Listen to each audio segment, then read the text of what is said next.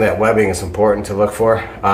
Here's something, I didn't know this, but that should look like that's not that heavy, right? But surprisingly, for that small of a melon, that's pretty heavy.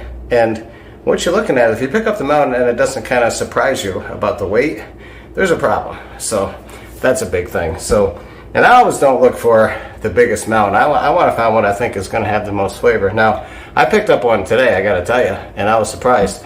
I went to feel it and it was actually squishy. That's a really bad sign. Horrible. If you see that, then put it back or go and tell the grocer, say, get this one out of here. But the other thing you want to do, this is very important. My grandfather used to do this all the time. I used to watch him. He'd do this to like a couple dozen of them.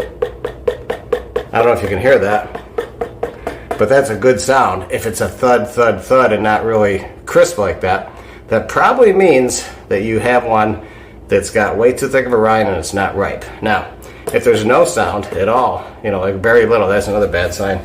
So